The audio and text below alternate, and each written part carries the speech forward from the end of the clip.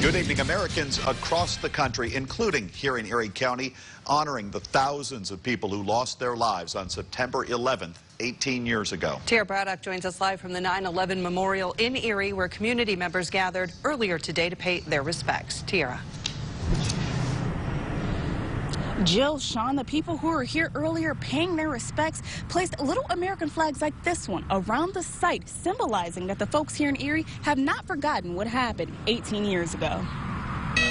Americans are in mourning during the 18th anniversary of the September 11th terrorist attacks. More than 100 people in Erie coming together on Wednesday to honor the 3,000 people who lost their lives during that tragic day. I think it's important to understand the history and what it did to our country, and also how we continue to honor those who served before and after the attacks. Tony DePasqua's mother spent 5 weeks at Ground Zero after the attacks, helping people as a Red Cross volunteer. He says even though he was only around 12 at the time, he will never forget how scared he was for her. Knowing that your parent is heading into a war zone and not knowing what that looked like and getting on a plane after planes had just been hijacked. It was overwhelming and scary, but I don't think we fully understood what she was going to do.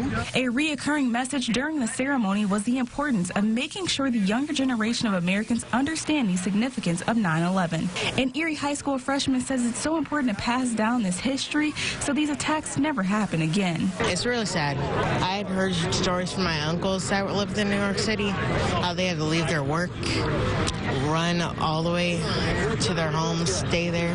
9/11 also hits hard for first responders in Erie and all over the country, as hundreds of men and women died trying to save people after the attacks. We lost over 300 firefighters in that terrible tragedy, and the police lost a lot, and the EMS lost a lot. And like I said, that's something that you never, ever want to forget.